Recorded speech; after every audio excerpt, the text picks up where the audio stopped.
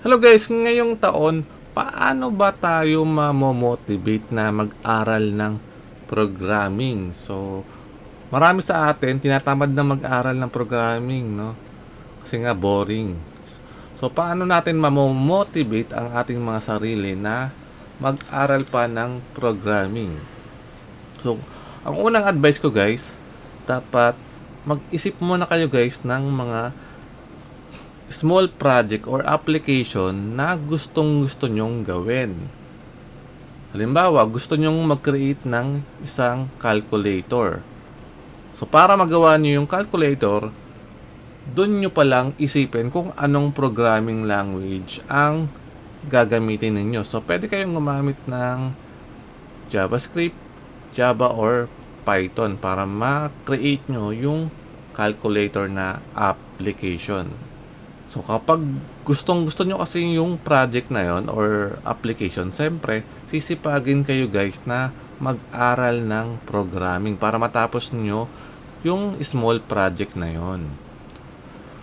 Okay, pangalawang advice ko naman sa inyo guys, isipin nyo yung mga good benefits kapag natuto kayo ng programming. So, kung estudyante kayo guys, ang magandang benefits niyan guys, hindi na kayo mahihirapan mag-create ng inyong mga thesis or capstone projects. Pangatlo naman guys, na advice ko para sa inyo, isipin nyo yung mga reason kung bakit nyo ba gustong matuto ng programming. Halimbawa, kung gusto nyo magtrabaho sa mga malalaking IT companies, so kailangan nyo talagang mag-aral ng programming.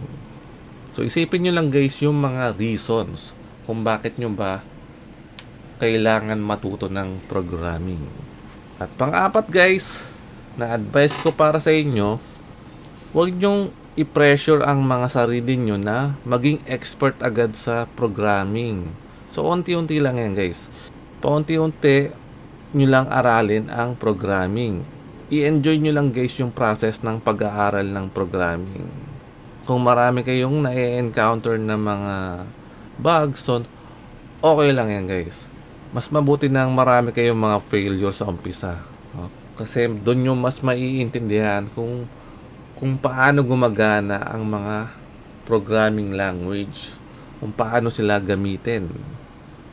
Panglima guys, to guys, importante to, wag na wag nyong i-compare ang inyong sarili sa iba.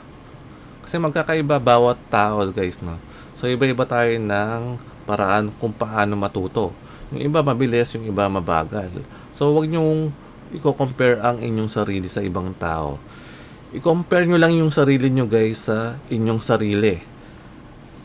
Kung nag-i-improve nga ba kayo daily, no? I-compare nyo kung mas gumaling ka bang programmer ngayon compared sa sarili mo last year. At panghuli guys, maganda rin na meron kayong mga coding materials gaya ng mga programming books or e-books, pati na rin ng mga source code, at maganda meron din kayong access sa mga programming tutorials.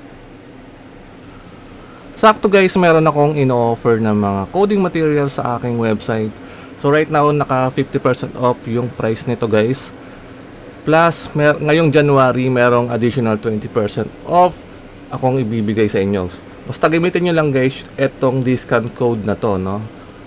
Bago nyo i-check out, i-apply nyo muna tong discount code na to para mayroon kayong additional 20% off. So yan lang guys, good luck sa pag-aaral nyo ng programming ngayong taong 2025. Happy coding sa inyong lahat.